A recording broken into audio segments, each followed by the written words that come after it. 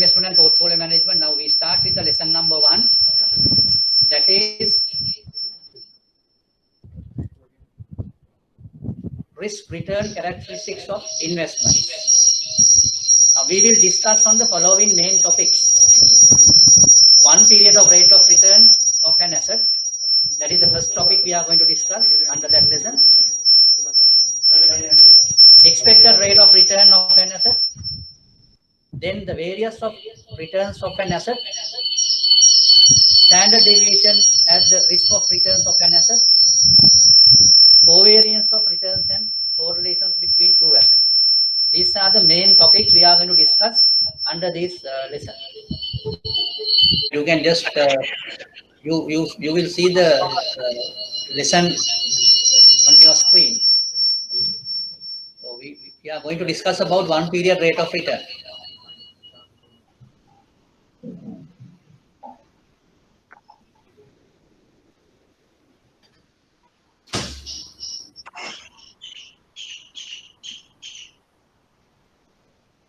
The issue here is this is the historical thing normally we calculate, but in real investments we are not going to depend on the historical data.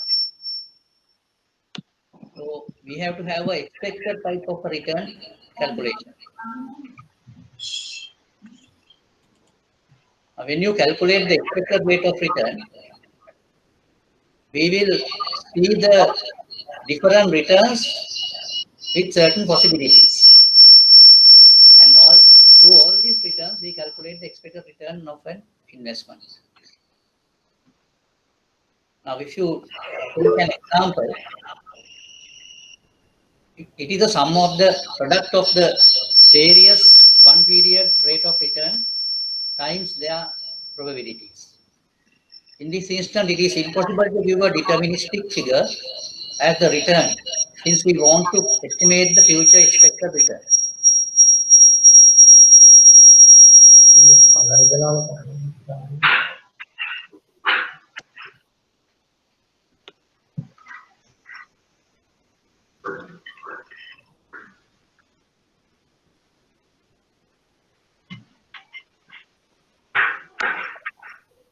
Now we will try to see how we can calculate the expected return of an investment. So for an investment, you can expect certain returns with a certain probability. Say, if you go into investment and assume the return as 15% at the 20% probability. So that means there's another remaining 80% probability. So that 80% you can divide into another return. So that is how these returns are calculated. So you can come up with several probabilities. For each probability, you will have a designated return. So when you want to calculate the expected rate of return, what you can do is you can multiply the probability with the respective return. And the total of that could be taken as expected rate of return. So if you go to this screen, you can just see that. Now in the example, you will find the probabilities as P1, P2, P3 and so on. And the returns as R1, R2, R3 up to Rn. This particular investment's return would be, expected return would be P1 R1, that is the probability of the first alternative probability that has to be multiplied with the alternative return. That alternative return is R1, P1 R1, then P2 R2, P3 R3, and Pn Ra. Altogether, you have to add it up. Then what we call is, now this investment return is taken as expected rate of return. It is not based on historical figures. That is the difference. Now when you calculate the one period rate of return, it is based on historical figures, because we have to go to the price changes and dividend values and all sort of things that has been taken as historical figures. But in the So we can't. second So one, we can't explain the presentation. pardon? Presentation is not visible. Is it not visible? Ah. So you can just that's a good way because I didn't get any response. We will see. We will see. I mean, No, it's still not. right. Okay. Now what we are doing here is now we are doing a test program here. So then we will have to correct the mistakes and we can carry on. So anyway, we will see how we can correct it. Skin make a pain.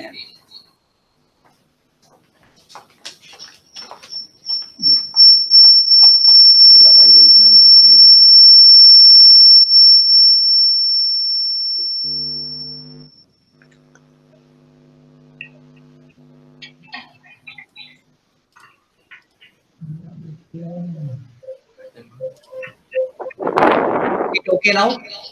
Yes, it's okay. Right. So I think you can really, if you have any issues, you can just give a response. Then we will be in a position to correct it. For the benefit of others, I will just start it again.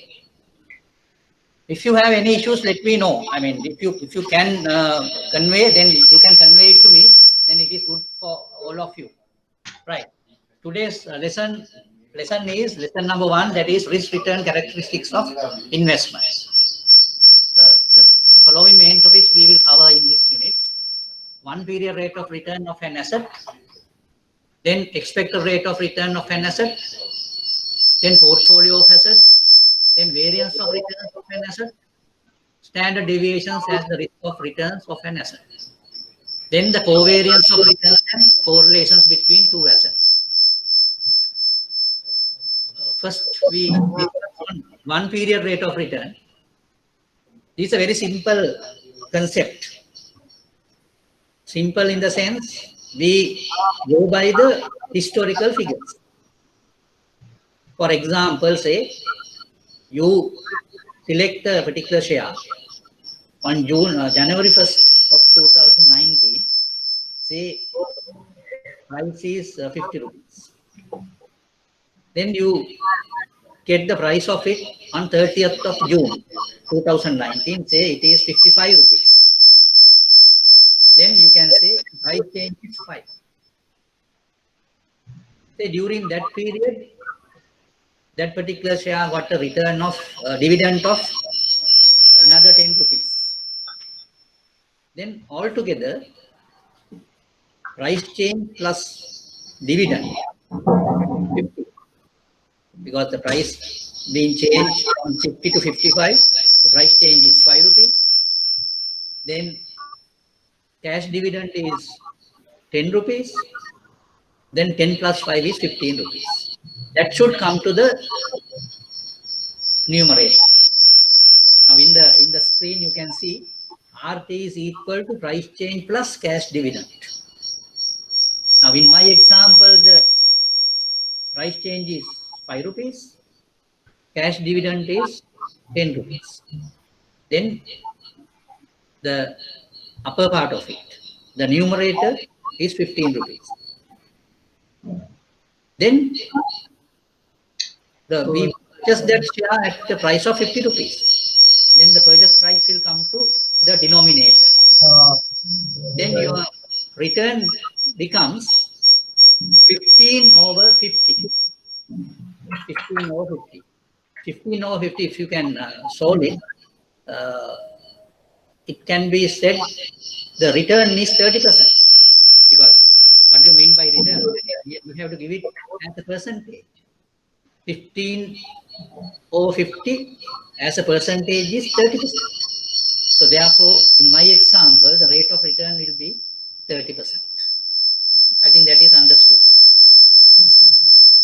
So that is how a period of return can be calculated on historical basis, because we need to have data for that. I think it is a very straightforward calculation. But only issue is when we deal with investments, we are not in a position to rely merely on historical data. Rather, we have to rely on expected data, or we have to have some projections with regard to investments, because we do our investments for our future use.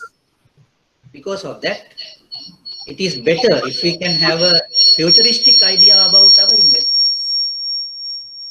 That is why we go for expected rate of return rather than going for one period rate of return. This is a historical figure. But if you want to get an idea about the trend of that investment, you can do that. But it is not adequate to do only that. So therefore, we will try to have a futuristic view of our investments.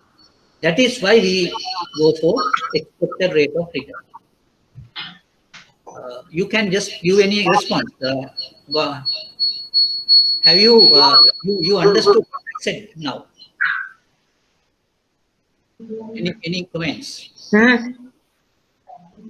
You understood what I said with regard to one period rate of return?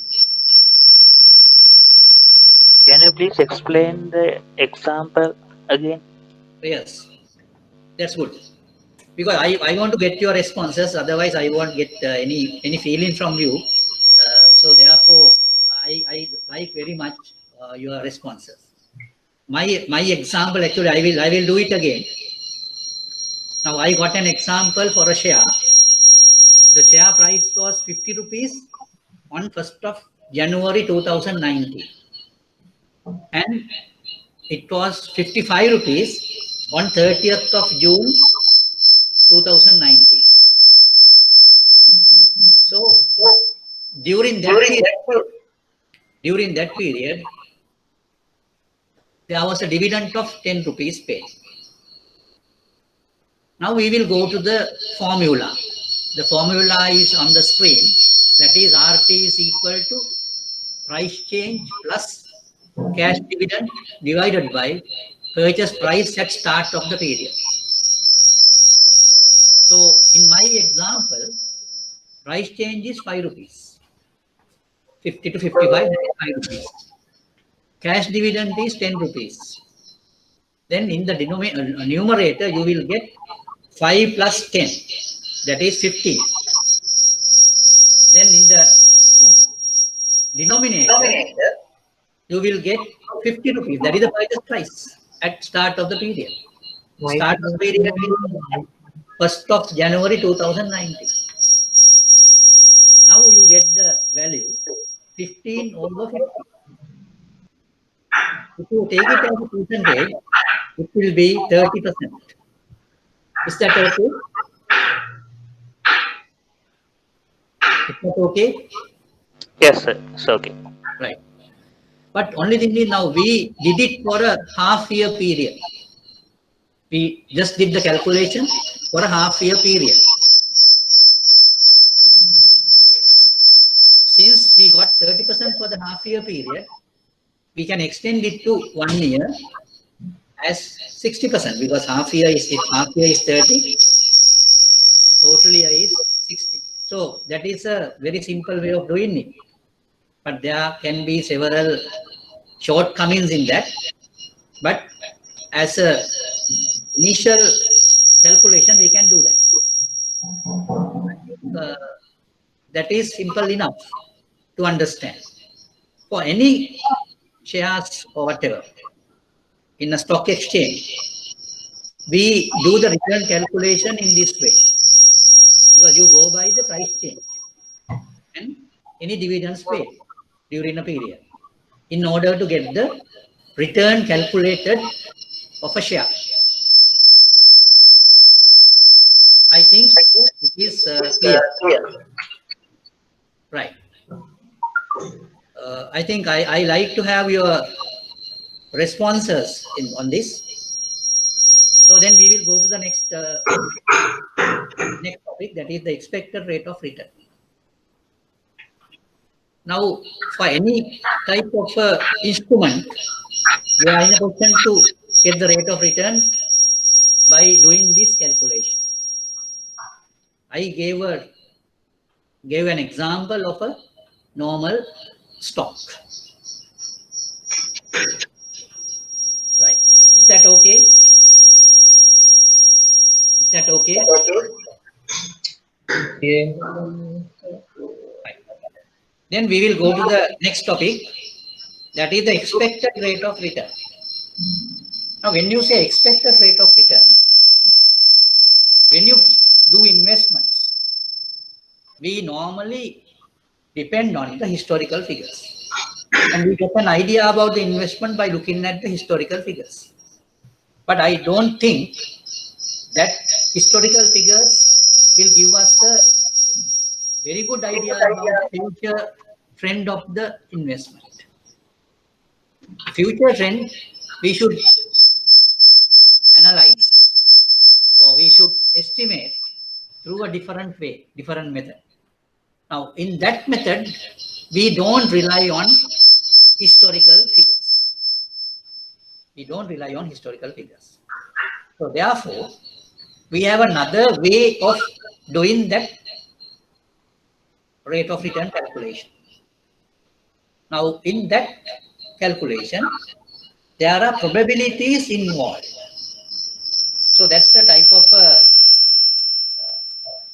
more difficult idea. But anyway, it is not so difficult if you put it in a correct way. What do you mean by probability? So you can say, you can look at the investment and see. For example, say you have a stock and you have gone through the historical figures and got an idea about that investment. And you think there's a high possibility of getting a high return for this investment. So for example, you got a share and you think there's a 50% possibility of getting a return of 30% in the next year. So that is a possibility, 50%. Now there's a remaining 50% of possibilities. Now say, you can have another possibility of saying that 20% of possibility of getting a return of 40%. Then how much remaining now? How much possibility is remaining?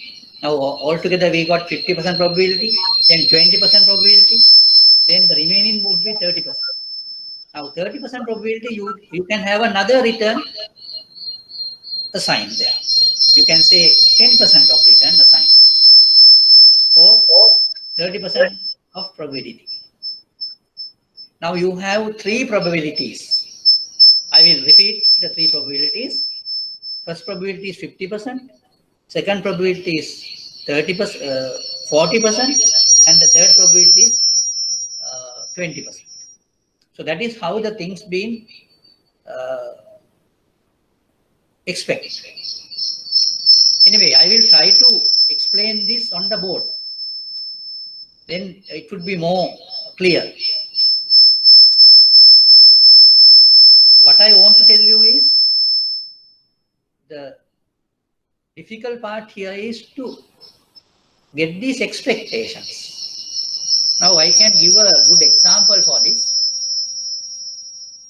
Even in any life situations, you might have alternative future trends normally you think of.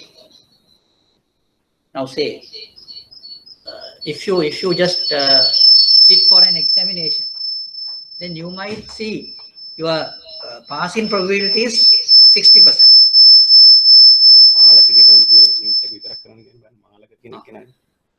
I just want to just give ask you a certain favor from Malaka. Malaka, can you mute your audio? Malaka, can you mute your audio? Right, thank you. Okay.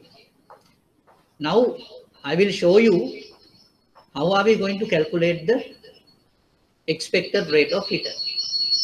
Now I think as a concept, this is a very, very important point, because in this instant, we are not going to base or rely on historical figures. Even though we do not rely on historical figures, we got some idea from history because we got the trend understood through the history. But anyway, we do the projections. Now these projections will be depicted as probabilities.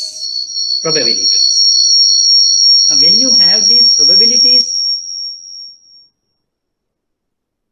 assume, and all these probabilities will have related returns. Now if you say a particular investment is giving a return of 30% at a 50% probability, then the probability expecting that return is 50%, return is 30%.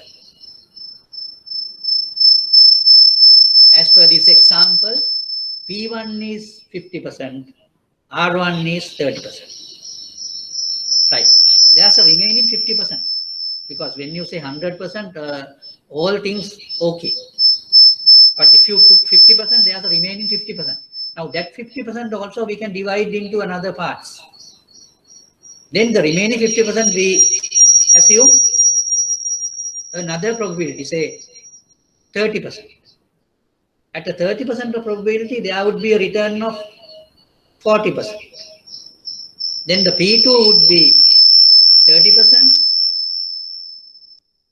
R2 it would be 40%. Then what is the remaining probability now? We have taken 50% probability and 30% probability. The remaining probability is 20%. So at 20% probability, we can assume another return. So that return, say it is 10%. Now I will just come up with the examples, probabilities and returns. The example had 3 probabilities. Those probabilities are 50%, 30% and 20%. Respective returns are 30%, 40% and 10%. So then how are we going to calculate the expected rate of return? So what we can do is, we can multiply the probability with the return. Now our first probability is 50%. Our first return is that respective return is 30%. Then 50% into 30% would be the first term.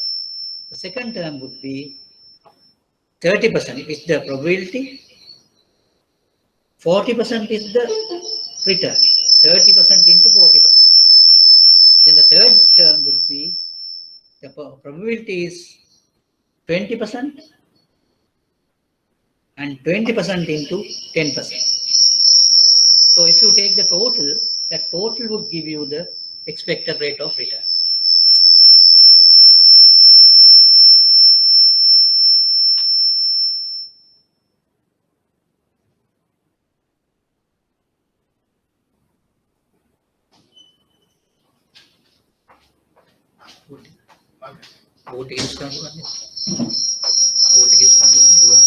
I will just put it on the board.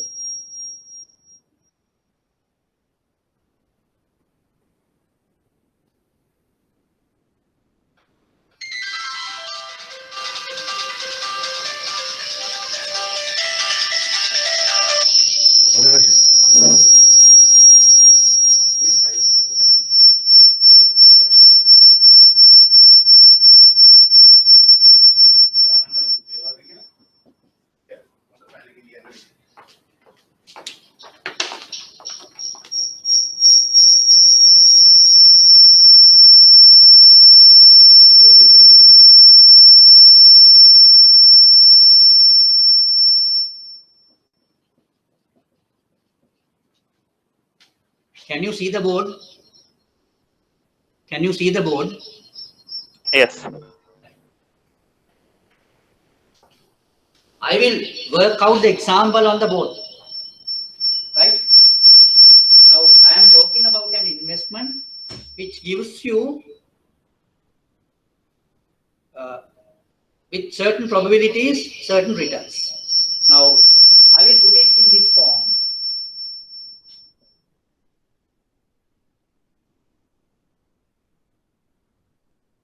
Probability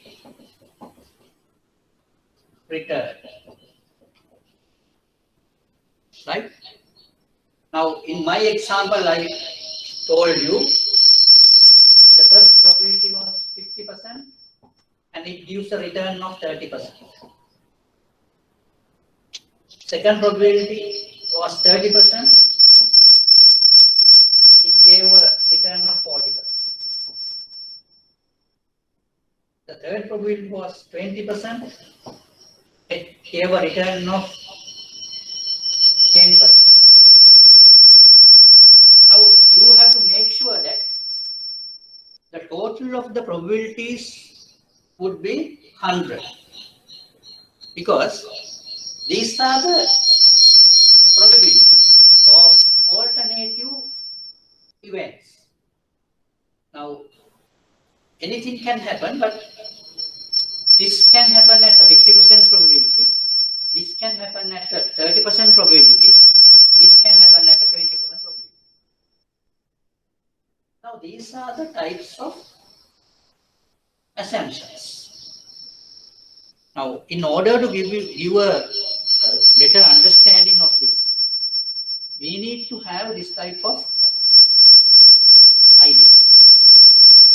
Now if you want to calculate the expected rate of return, how are we going to do the calculation? Now I just show you the formula, ER. You saw it on the board, the document. In the document, you show it as ER equal to P1 R1 plus P2 R2 plus P3 R3, so on. Now then what are we going to do here? If you want to calculate the expected rate of return of this investment, that is ER is equal to, now this is the simple symbol given for expected rate of return, ER, a symbol. What are we going to do? Probability to be multiplied with the respective return. The probability at the first instance would be 50%. That has to be multiplied with 30%. 50% into 30% plus 30% into 40%.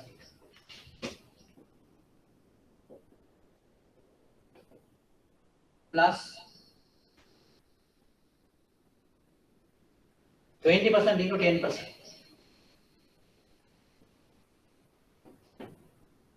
Now that is the, if you solve this, you will get the value for expected rate of return.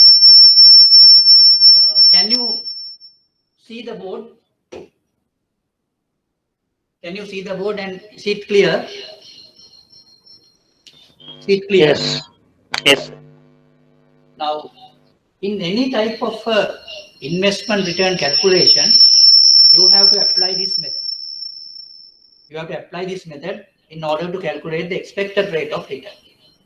Now, since the board is available, I will do the calculation for the earlier example also. I just gave you an example on the 1 period rate of return. No? So that calculation also I will do it.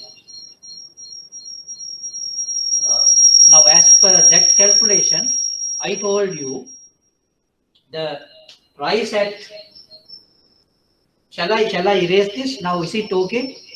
You got the view of it? Right. Now, after erasing this, I will show you that earlier example on the board.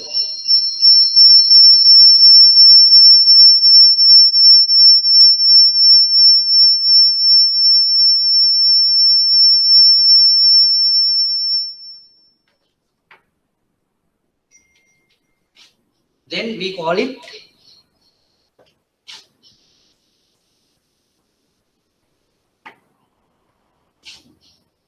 one period rate of return. 1 period rate of return. So for the benefit of the others, I will work out the 1 period rate of return also. That is the historical thing. So as per that example, the stock price on 1/1/2019 rupees 50. The stock price on 1/1/2019 rupees 50. Price on 36/2019 rupees 55. Then dividend paid during the period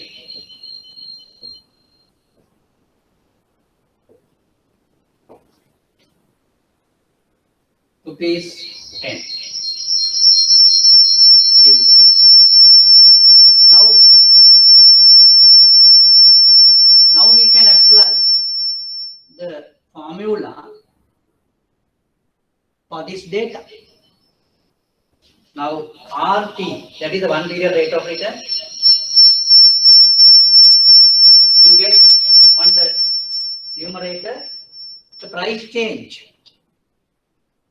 Price was 50 rupees on January 1st, 55 on 30th June. Therefore, the price change is 5 rupees. Plus the dividend paid. Dividend paid, if any. In this case, dividend was paid 10 rupees. But there can be situations no dividend paid at all. So then we don't take that figure. But here it says dividend paid was 10 rupees. Then in the denominator, you should give the purchase price of the stock. Now it was purchased at 50 rupees. We purchased it at 50 rupees on 1st of January. So then the value would be 15/50. Now, we normally give the return as a percentage. Therefore, 15/50 is equal to 30%.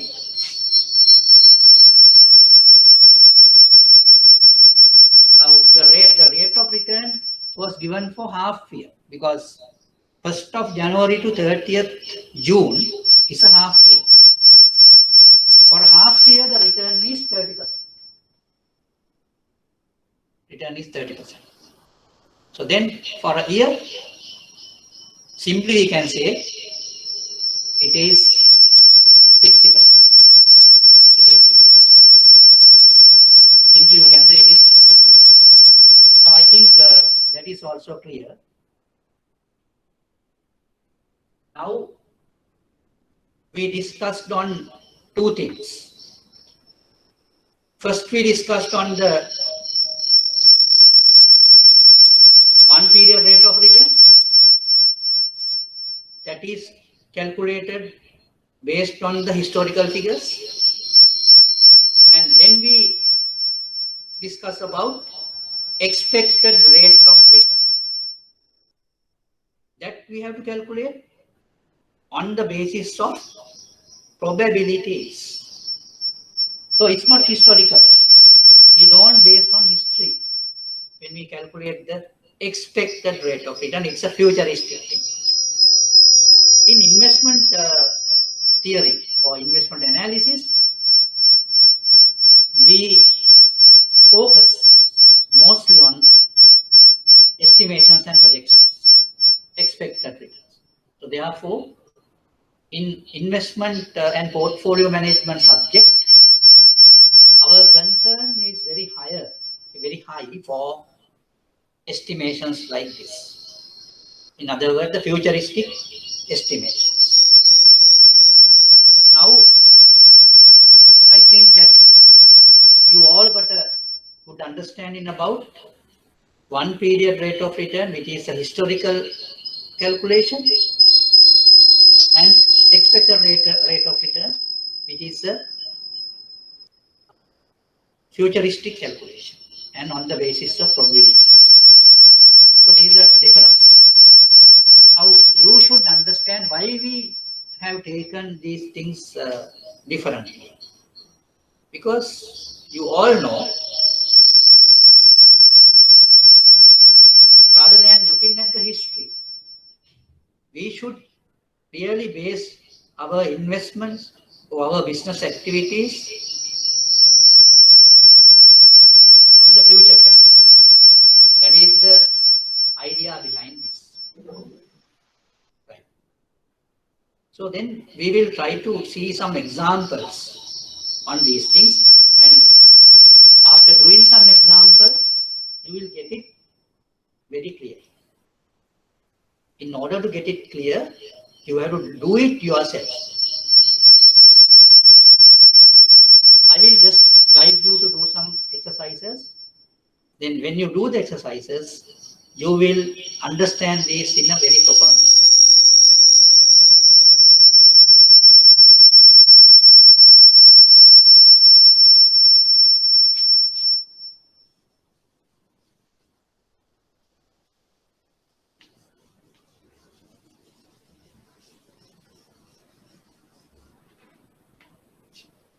Now in the example, or in your sheet of paper, which I put on the screen, you get this formula. ER is equal to P1 R1 plus P2 R2 plus P3 R3 plus Pn Rn. Now this is how the expected return was explained. P stands for the probabilities, R stands for the returns. There can be several probabilities we can think about. That is why we put n number there. N number there. Most of the time we restrict this to 2, 3 or 4 probabilities. Is that clear? So if you have any issue, you can just let me know. Then I will go to the next part if there is no issue. Now I will show you the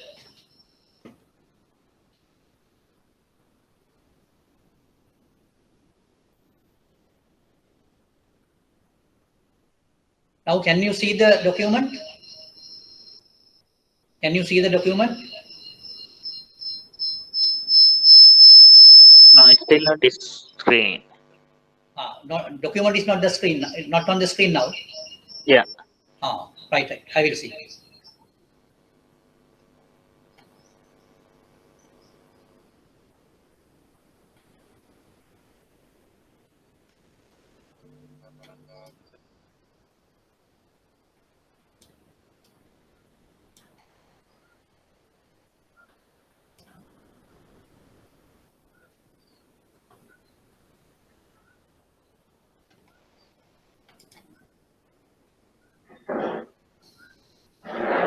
I will go to the board again. Since the screen is not clear, anyway, I will get that document at a later stage.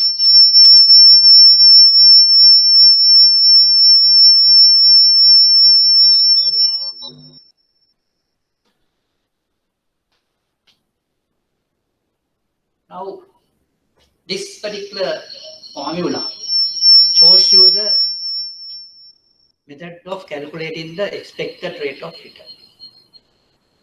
Now, rather than doing the calculation, you should have a good understanding about this.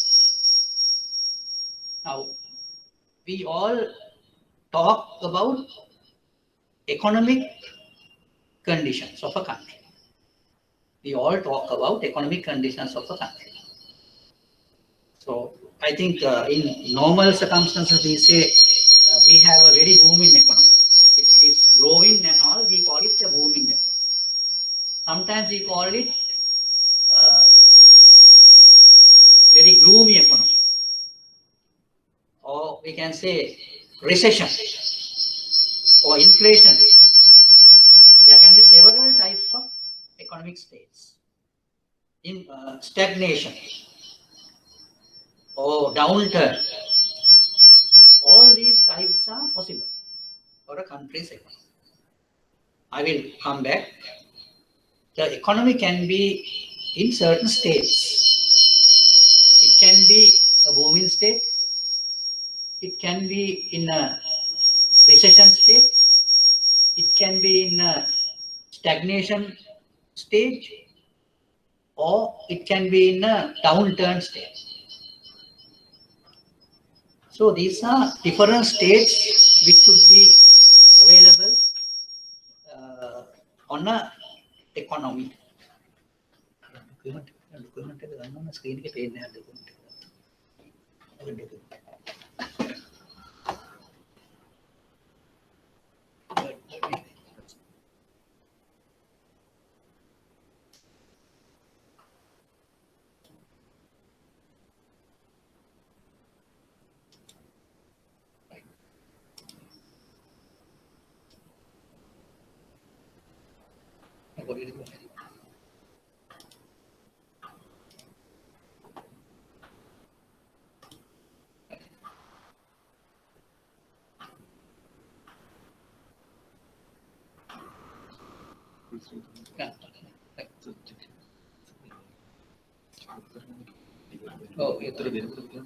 Oh, yeah.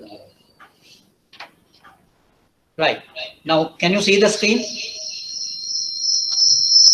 Can you see the document on the screen? Yes. Yes. Right.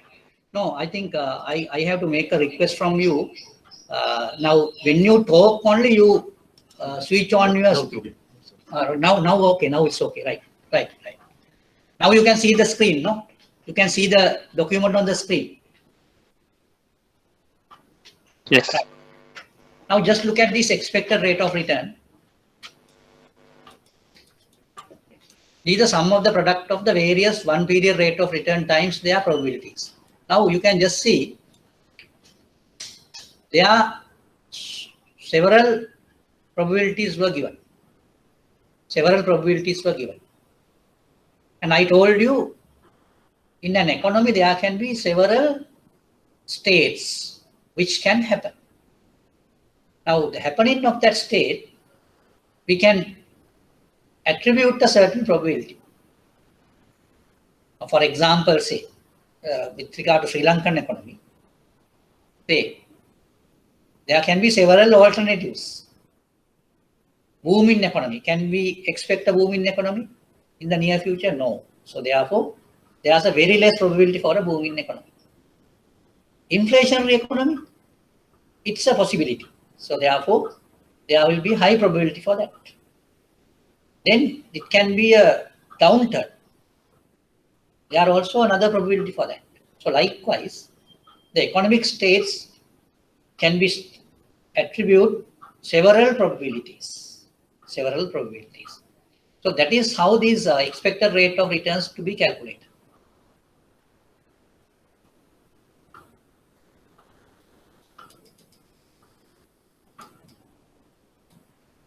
Right, anyway. Have you got a good idea about the expected rate of return? Yes. Yeah, it's okay. Are you okay with this expected rate of return explanation? Yeah. Yes. I like to have your comments. Yes.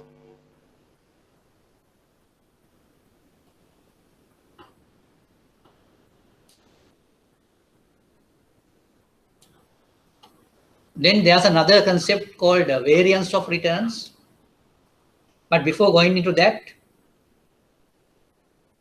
we can have an example on expected rate of return.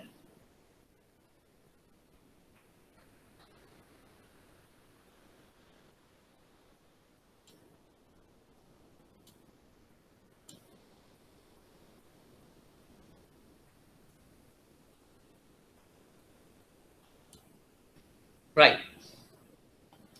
Now, can you see?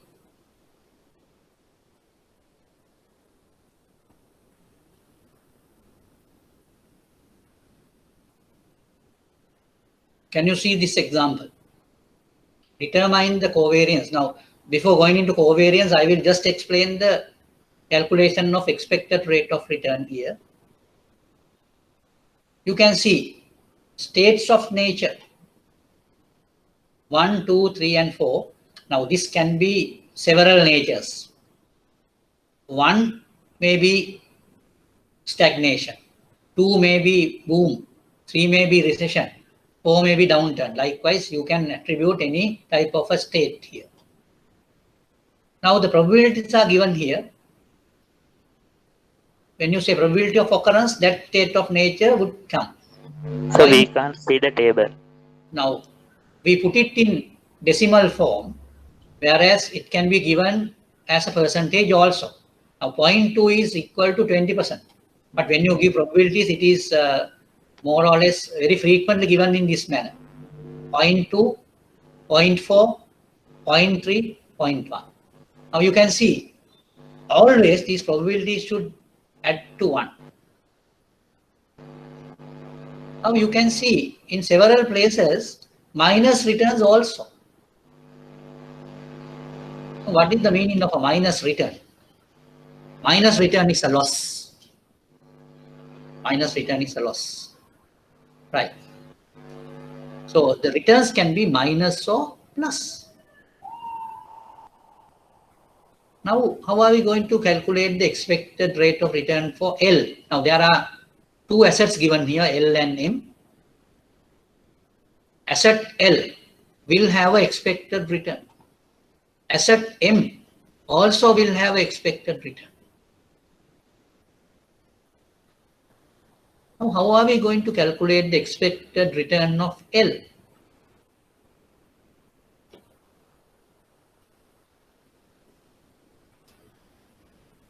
Now, you can just see the calculation. Expected return of L, ERL. What is the calculation? Now, if you look at this description. Now, the states of natures are given and respective probabilities are also given. Now, let us see how we calculate the expected rate of return for L. What you need to do? You need to multiply the probability with the respective return. 0.2 to be multiplied with minus 5%. 0.4 to be multiplied with 10%. 0.3 to be multiplied with minus 4%. 0.1 to be multiplied with 7%. If you do that and add it up and solve it, you get the value for expected return of L. Now, if you want to get the expected return of M, you have to multiply these probabilities with respective returns in M. Now, say, if we want to calculate the expected rate of return of M, what shall we do? We multiply 0.2 with 6% plus 0.4 with minus 2%, 0.3 with 8%, 0.1 with minus 9%.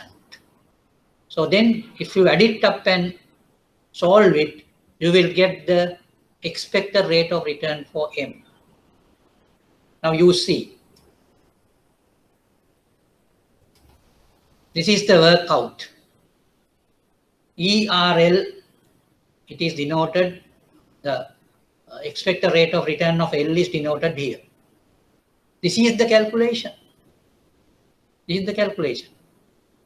And for expected rate of return of M, the calculation is this.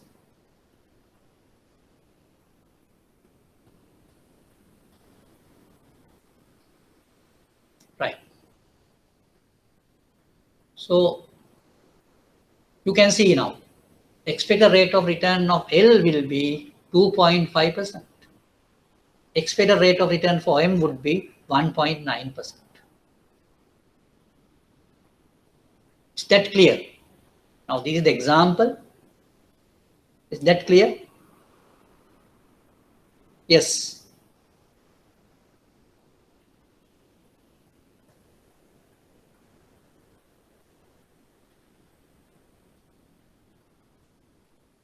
Yes, I am asking you whether it is clear or not. Yeah, it was clear. Now you can see the document on the screen. Yeah, we can see. Yes, participants. We can see.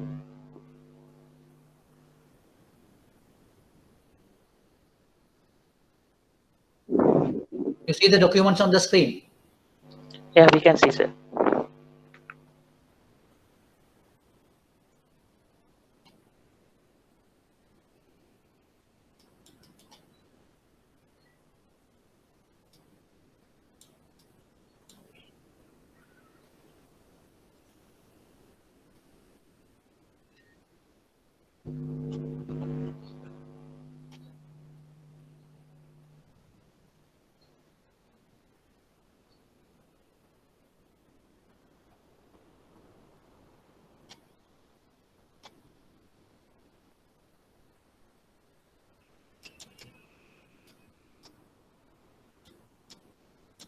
Right.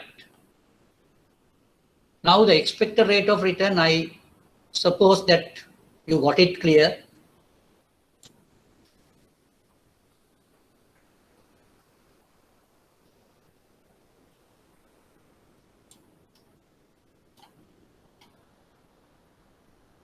Is that clear?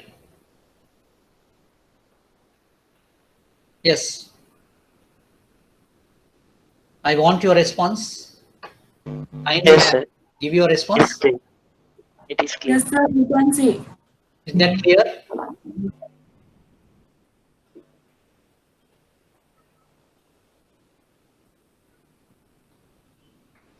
Yes.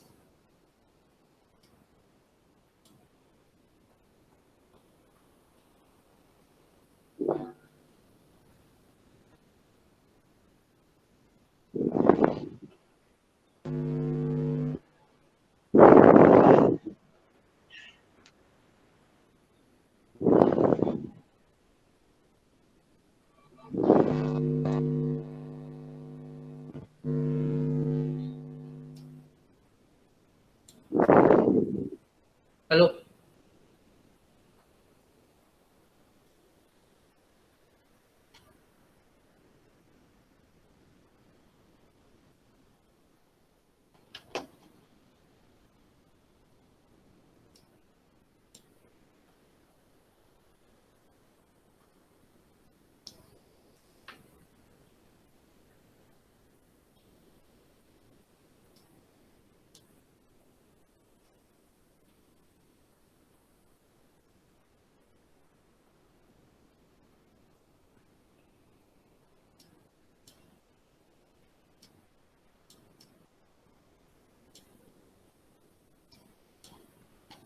Now, if you are okay with expected rate of return, I will go into next thing.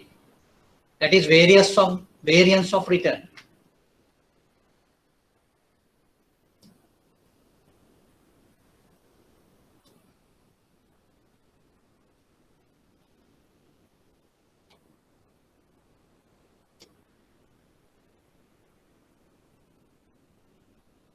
Are you okay with that? Yes, sir. Yes, sir. Yes, sir. Are you okay with that? Yes, sir. Right. Then shall I go to the next topic, the variance?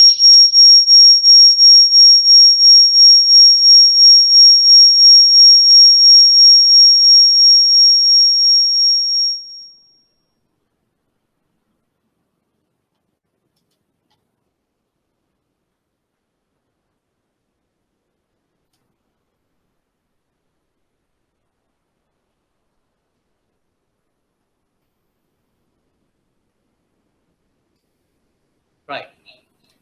Then the next one is called variance of return. The variance means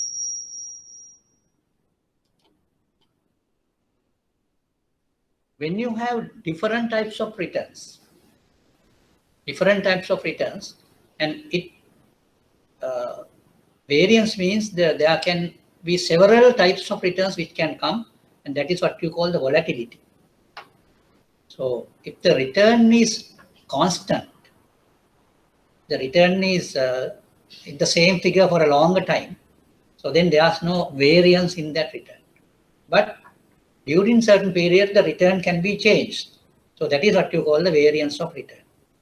Now, if the return is varying so much, then we call it the risk.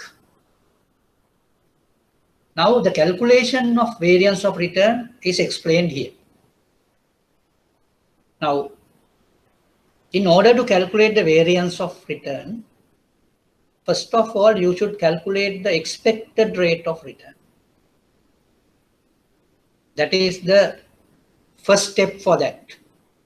You need to calculate the expected rate of return first. Now we assume that we are okay with the calculation of expected rate of return. Now we will go to the calculation of variance of return.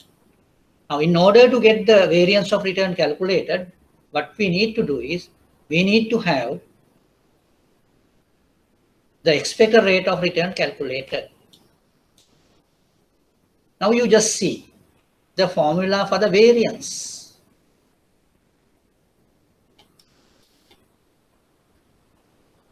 There's a method here. Now as we discuss about the probabilities and returns, the returns are given in R1, R2, R3 and so on. Probabilities are given in P1, P2 and P3 form. Then you just see how the variance is calculated. Now you see P1, then R1 minus ER squared. R1 minus ER. ER is the expected rate of return that we have already calculated. So from each returns, you have to minus or deduct ER. And that figure has to be squared. Then the second part, P2, then R2 minus ER squared. P3 into R3 minus ER squared. Likewise, you get that calculation. Now, this is what you call the variance, and it is symbolized by sigma squared. Sigma squared. Then the square root of variance is known as standard deviation, that is denoted as sigma. Now, you see the symbols here. One symbol is sigma squared, that is the variance. The other symbol is sigma, that we call the standard deviation. Now, if someone asks you to calculate the variance, that is given by sigma squared. Now, if you want to get the risk of a return or risk of a particular investment, that is denoted by the standard deviation. That is denoted by the standard deviation. Now we can see how this is calculated. And I want to tell you another symbol for ER, or the expected rate of return. Another symbol used for that is mu. You can just see here, it is looks like U, but it is normally we call it mu. Mu. Mu is the symbol for expected rate of return or average return. Standard deviation of returns are normally denoted by sigma.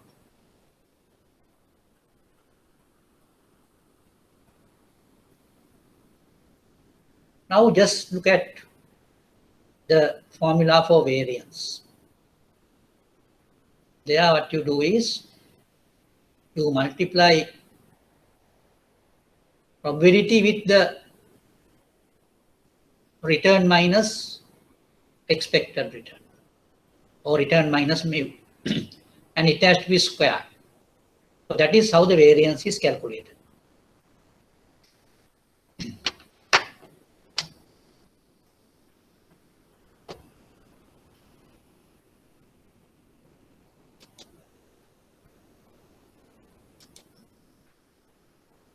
Any comment on this? We will work out some and see how it can be done. Anyway, up to this level, have you understood? Yes. Right. Yes, sir. Yeah. Anything if you want to clarify, I can do that.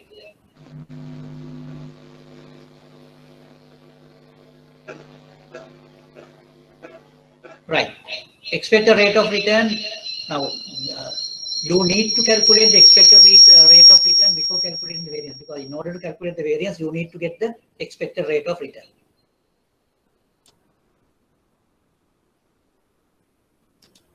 Right.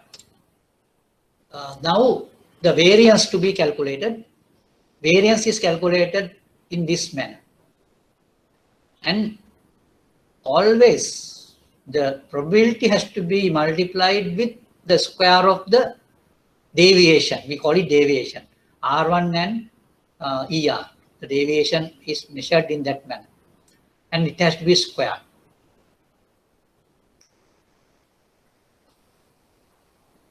Now, if you go to the next level, calculating average returns and standard deviations. Now you can see average return through historical figures. Now, as it is, I started with historical figures where I told the one period rate of return. Now that really relied on the historical figures. Now, on the basis of historical figures, if you calculate the different returns, there can be n types of returns, and average return is to be calculated by adding all the returns together and divided by the number of returns. You get the average return, which is also named as mu. Then if you want to calculate the standard deviation or variance through the historical figures, you need to apply this method. There's no expected thing here, all are given historical figures. So this is the way the historical figures to be calculated.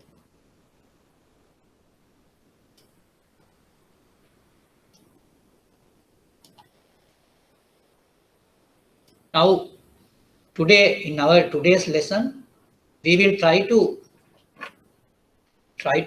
explain 4 different concepts. The first concept I conveyed was the one period rate of return.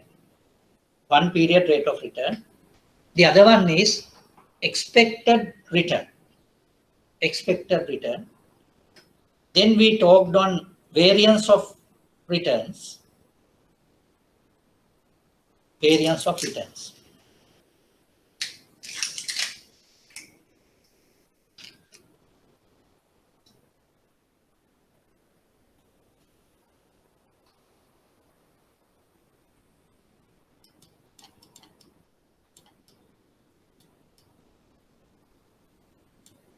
Then the next concept is covariance of returns. Anyway, this is, I am not going to do it very fast, but I will, at the beginning, I try to put it in a very slow manner, because since you can't really respond quickly, then I think I want to just do it in a very slowly manner. Otherwise, you might not understand this. Up to now, I would like to get your responses. I would like to get your responses up to now.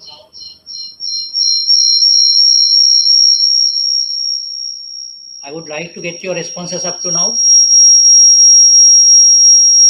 The concepts we discussed, have you understood? Basically, the one period rate of return and the expected rate of return. Are you okay with that? Yeah. Plus 2 methods are okay, but variance of return is not. Right. I Actually, will. Yes. I will explain on that. I will explain on that. So can you just do the examples on the board? Right. I will do that.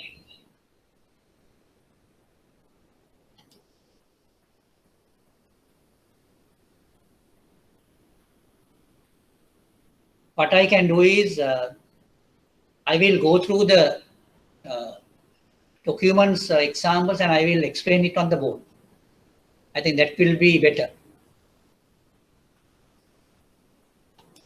Now, as per the screen, you can see these figures. The variance is given in a formula. So I will go to that formula.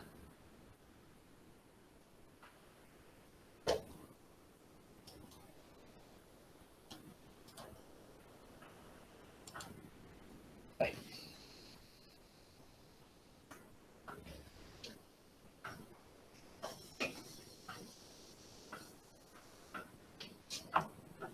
Now I will try to explain the formula for variance on the board. Variance is equal to. Now we have already discussed about the expected rate of return, which we symbolize as ER. ER. This is the expected rate of return. And there's another symbol we can give for that. We can put mu also here. Mu. Now, another symbol for ER is mu. But here we use the symbol ER, not mu. Right. The variance is given by, now I talked about several probabilities. P1, P2, P3. Now these are the probabilities. P1, P2, P3, so on. Now when we talk about several probabilities, we have to put it as up to n. That is how the things are being explained in mathematics. P1, P2, P3, P4, all are there and up to Pn. N number of probabilities. Now since we have n number of probabilities, we should have n number of returns. What are the n number of returns? R1, R2, R3, Rn. Right? Now we will see how the formula for variance is given. Now as I told you, since we have all these probabilities and returns, now we have already calculated expected rate of return. So that is symbolized by ER.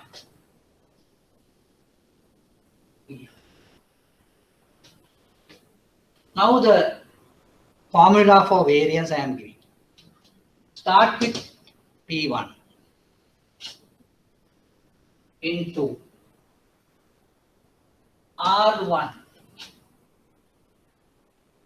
So this is a methodical thing. You start with number 1, P1 into R1 minus ER squared. R1 minus ER squared. The next P2 into R2. Since multiplication starts with P2, then it should be R2. Next one. R2 minus ER, same ER to the power 2 square. Likewise, you need to do for all these things this. Now here we have the next one. P3 R3 minus ER to the power 2. Now likewise, you can do this up to n. Now, what do you mean by this? If you have 5 probabilities, there are 5 terms. If you have 10 probabilities, there are 10 terms. Now I have just written 3 terms here. But in my example, I have taken n terms. Therefore, I have to put n terms here. So I think this is clear enough. And you can see how that variance is worked out. If you go by the document, you will see that. Anyway, I will just take the example, the early example. There you have the returns and probabilities. Now that I will put on the board. Because I just now you can't see that document on the screen now. So I am just going to the board.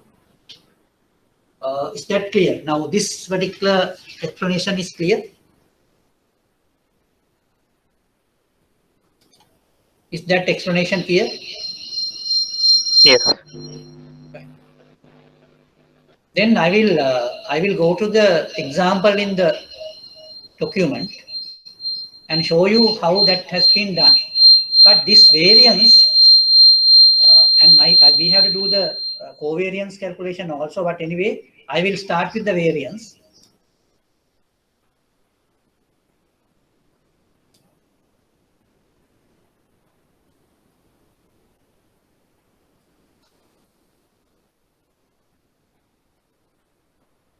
I think I will take a separate example for this rather than the document, right?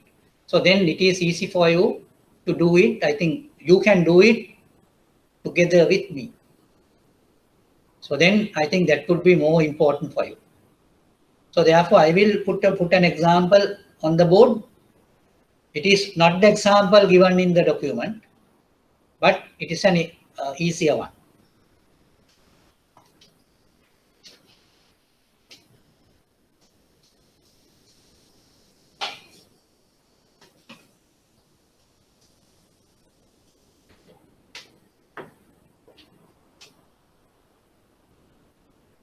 So you can see state of nature.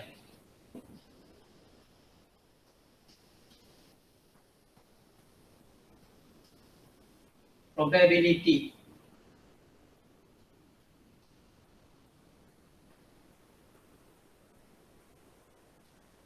Return.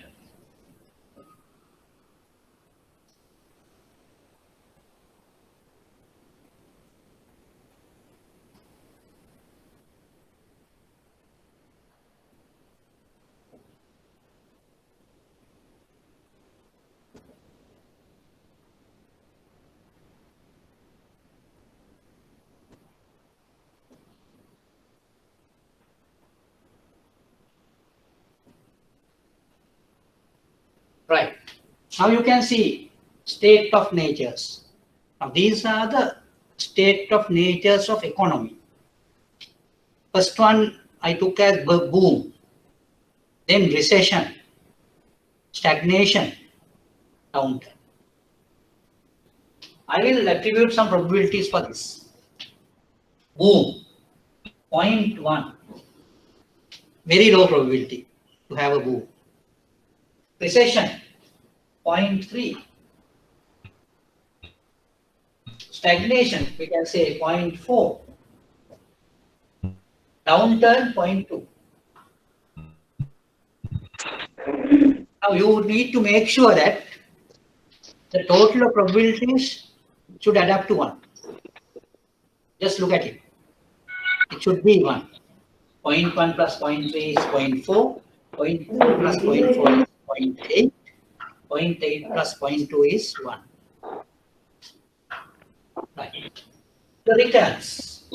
Returns also we can We take return for boom is should be higher return, no? So we can say 30%. Recession, we can say 5%. Stagnation 10%.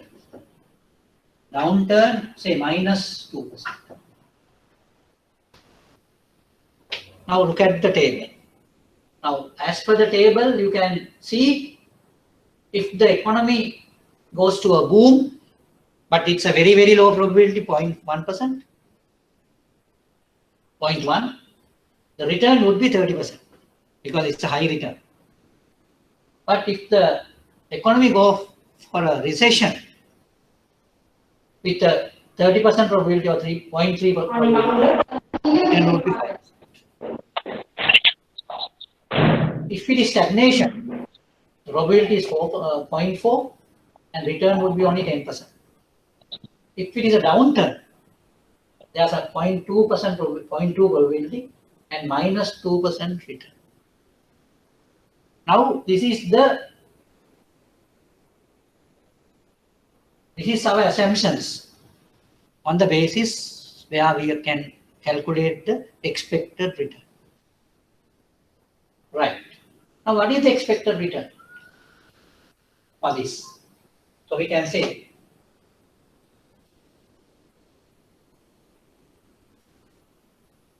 stock A.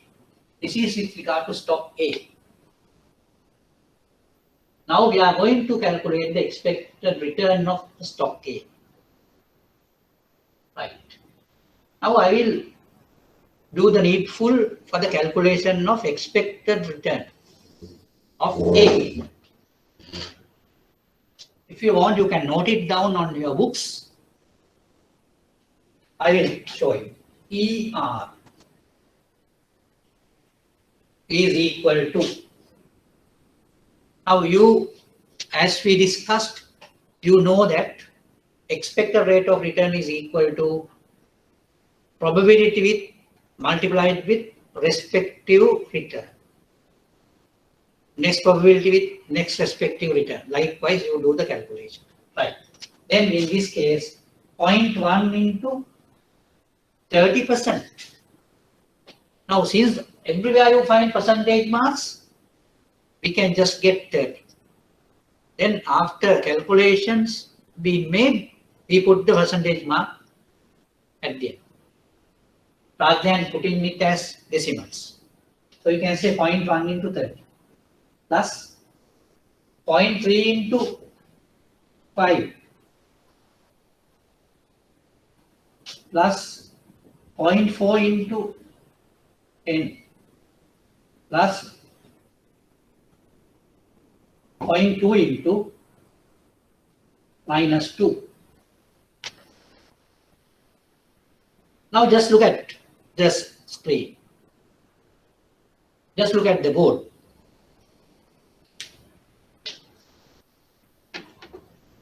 The probability of a boom would be 0.1.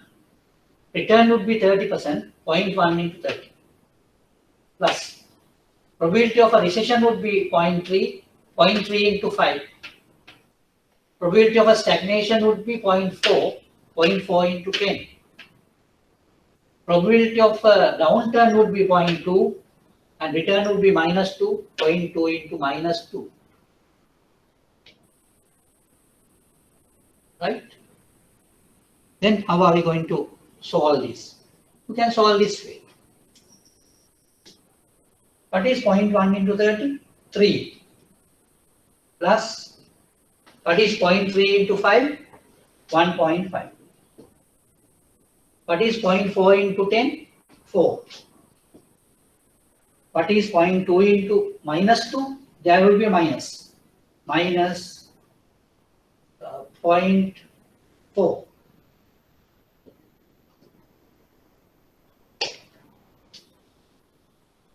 Then you can calculate it and just get the value. 8.5 minus 0.4, that is 8.1. That is 8.1%. Expected return is 8.1%. Is that clear? Right. Now we have already calculated the expected rate of return, which is 8.1%. 8.1%. So I will put the value here. ER equal to 8.1%. So expected rate of return for the stock A would be 8.1%. 8.1%. Now we will try to calculate the variance of stock A. I will erase this. If you want, you can take it down on your books.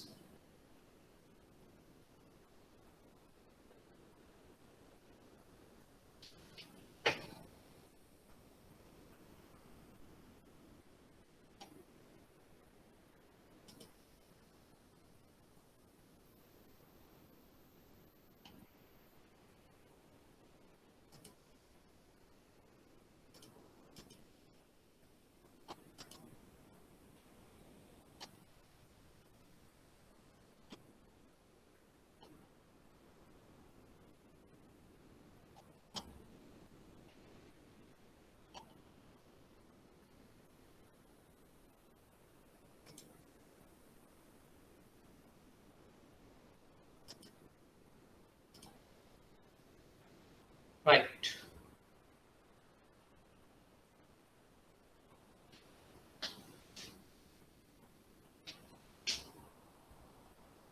You can note it down on your books.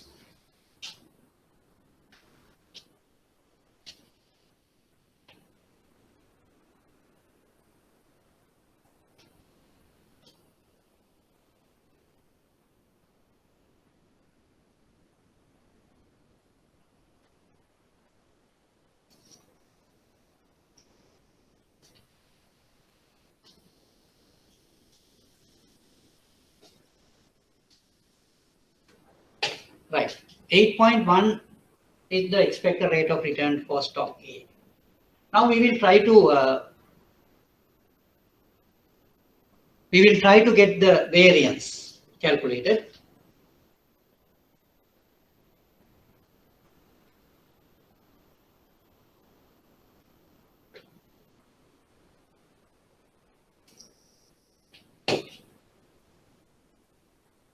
Variance is equal to P1, that is probability, 0.1 into 30%, 30 minus expected rate of return, 8.1 square. 0.1 into 30 minus 8.1 square plus 0.3 into 5 minus 8.1 square plus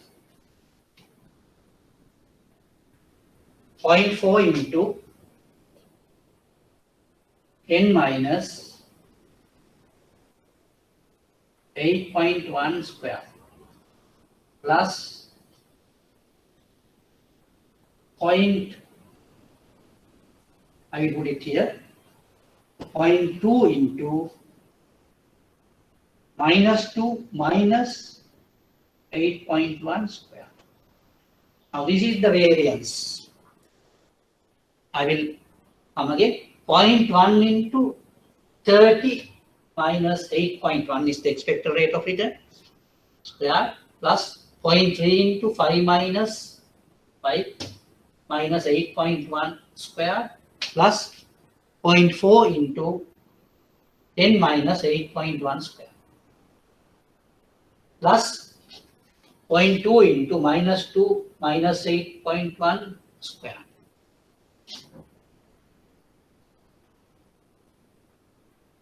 Right. Now I will do the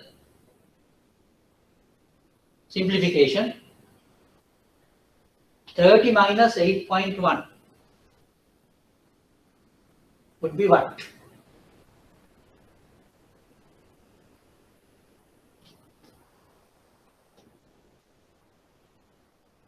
$21.9. 0.1 into 21.9 squared plus 0.3 into 5 minus 8.1 would be minus 3.1 minus 3.1 squared.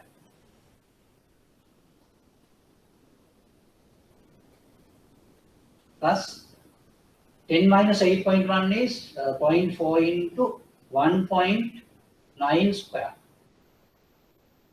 Then plus 0.2 into minus 2 minus 8.1 is minus 10.1 square. Now this will be the variance, and we can simplify that and get the value.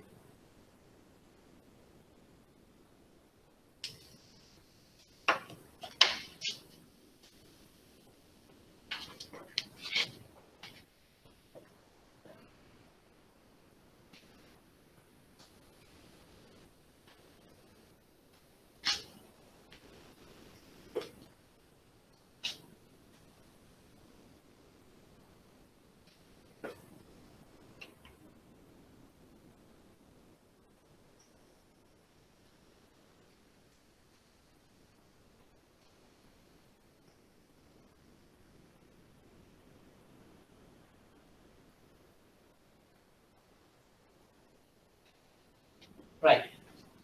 Now when you do the calculation, you will get the value for this, and that is what you call the variance. Now I am not going to do the calculation here now. You can do the calculation, you can note it down on your books and do the calculations and say there can be a figure here. Now this variance figure is given a symbol, we call it sigma square. We call it sigma square.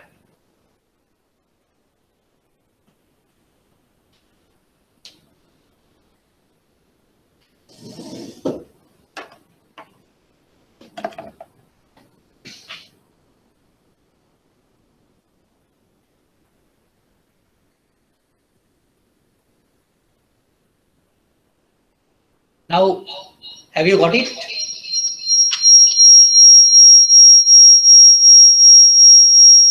Is that clear? So how we interpret the answer? How we interpret the answer? Yeah. No, Yeah. interpretation is this.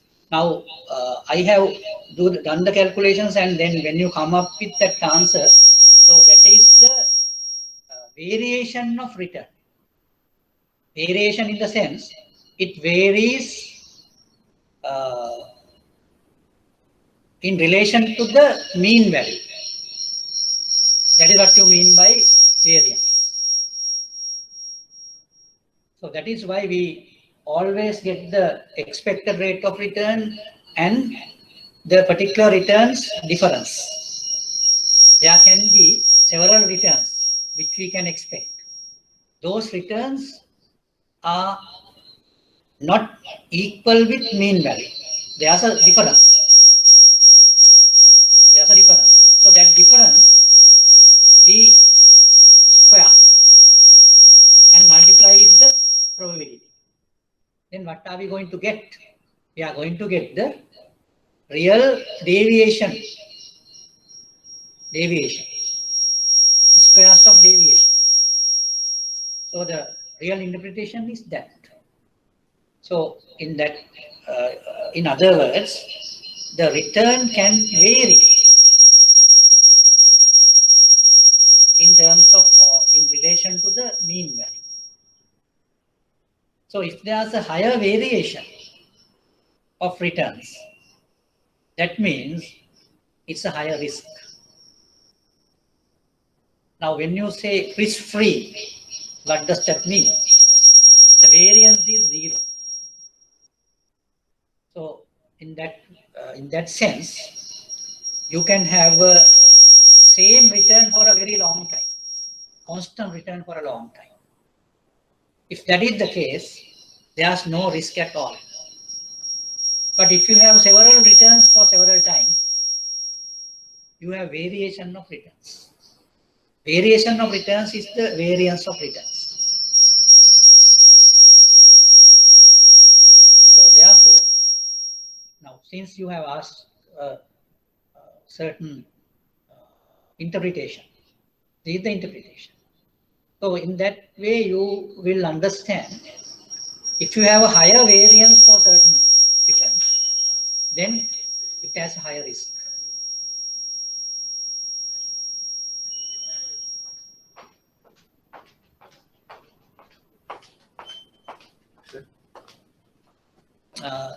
Now, maybe I start.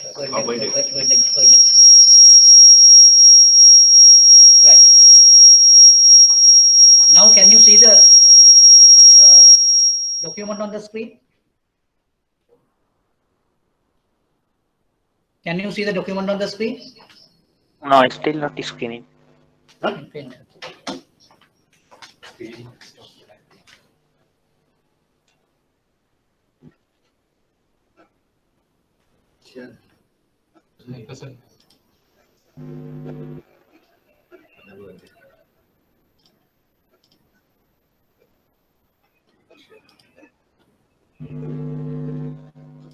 No. Yes. Can you see the screen now? Yeah. Right. Now I will go to the variance of return formula. Now that formula I have really done not on the board, right? So I think you would have noted it down in your books. So the variance is the square of the standard deviation. Now all these things, even the variance or whatever it is, standard deviation, that gives a measure of variation of returns. So then in earlier case, it is 8.1 was the expected rate of return, and if you do the calculation, you will get the real variance. Now I will just show you the variance in that example. Not the example of which I did in the board. If you take this, you can get the variance of L and M. Expected returns of L and M's variances you can calculate.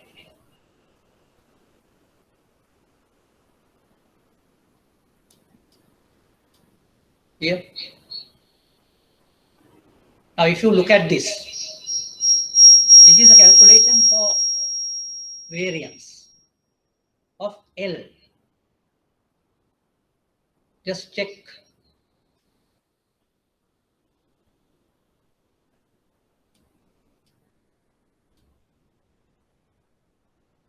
Now you will see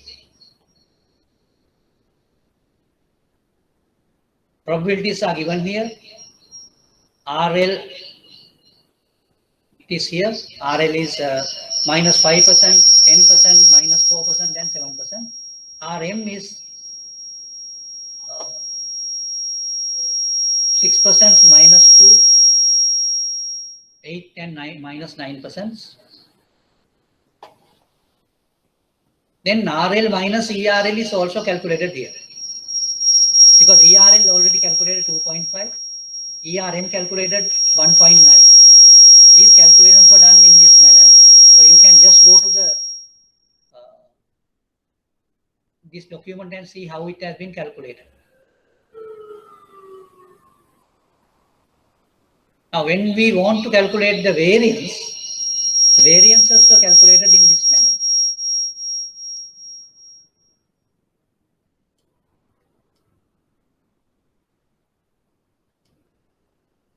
Here.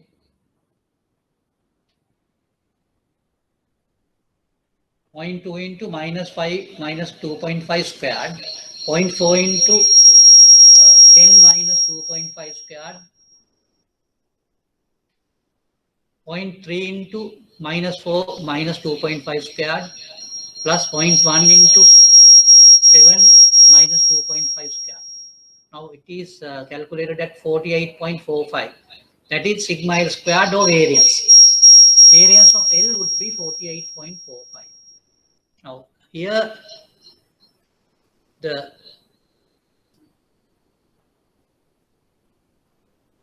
figures are given here.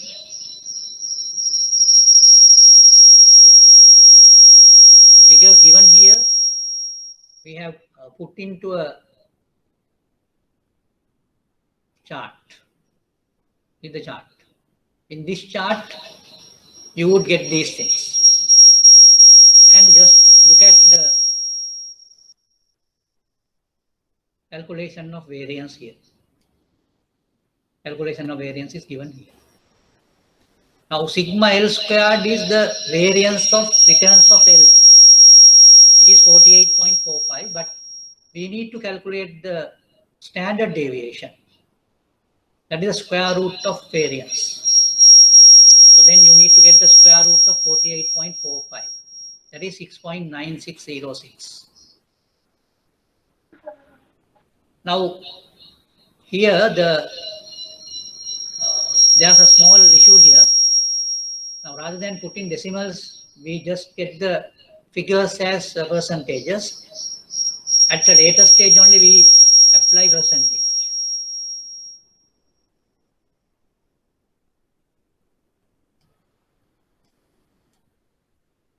Now you just see, in the same manner we can get the standard deviation of returns of asset M also, where you need to go by the returns of M and returns minus expected returns of M. These are the figures, and those figures to be squared and multiplied with the probabilities. Then you get the variance of M also.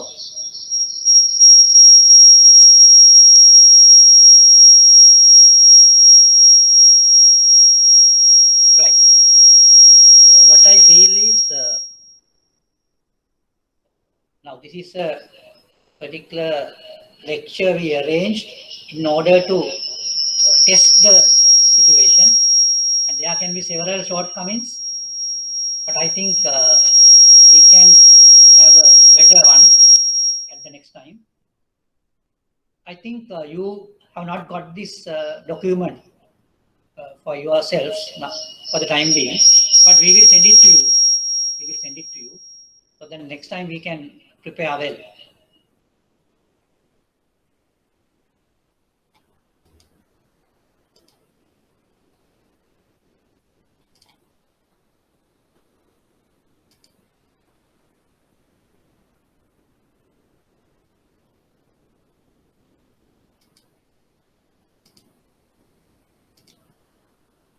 Yes.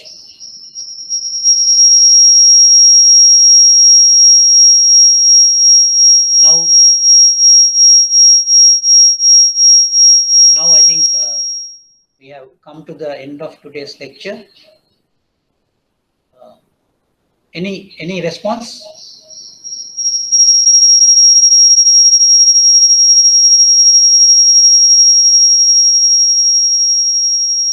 Now we discuss about one period rate of return, expected rate of return, and the variance. And we did some calculations also. So, any clarifications if you need to make? Please summarize the today's session, please. Fun. Yes. If you want to summarize, I started with the one period rate of return, and the one period rate of return was calculated on the basis of historical figures. Then we discuss about the expected rate of return, which we calculated through probabilities. Then we discuss about variance, the calculation of variance also.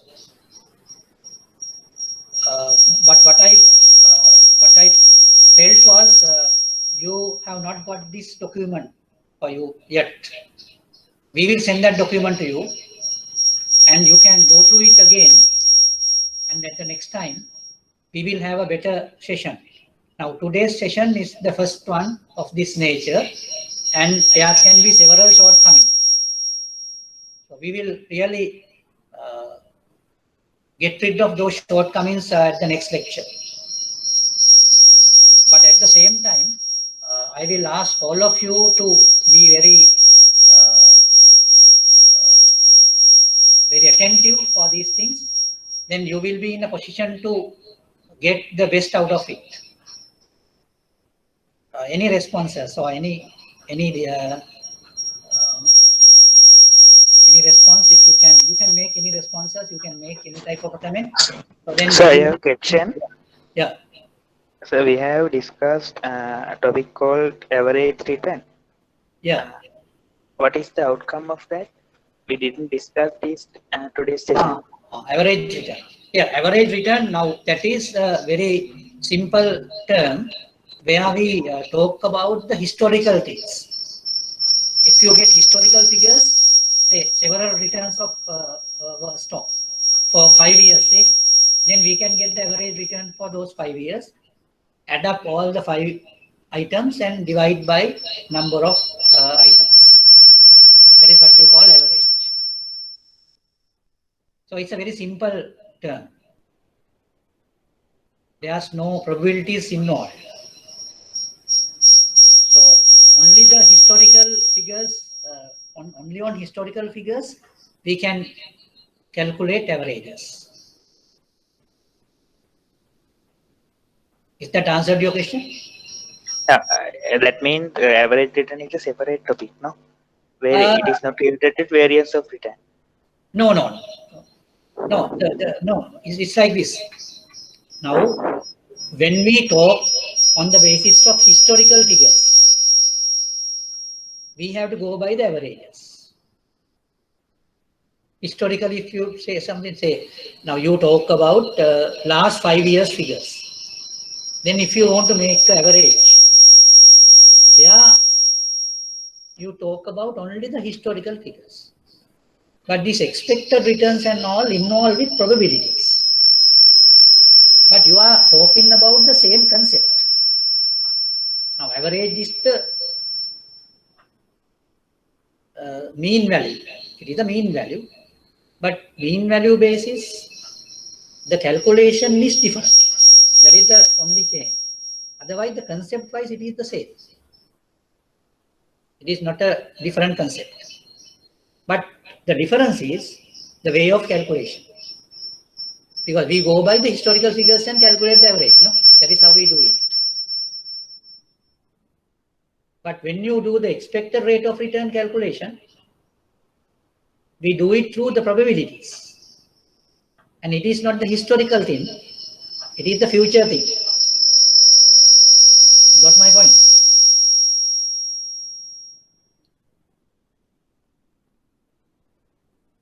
Yes? Yes, I got the answer. Right. Now, have you taken down the things on the board? Yes. Right. Then I think we may not be in a position to go further today. We will inform you the next lecture. And in the meantime, we will send the particular presentation and the Word document to you. And you can go through the Word document and again prepare for it. Then when we come to the next lecture, you will get a better understanding. And thank you very much for your live participation. Thank you very much.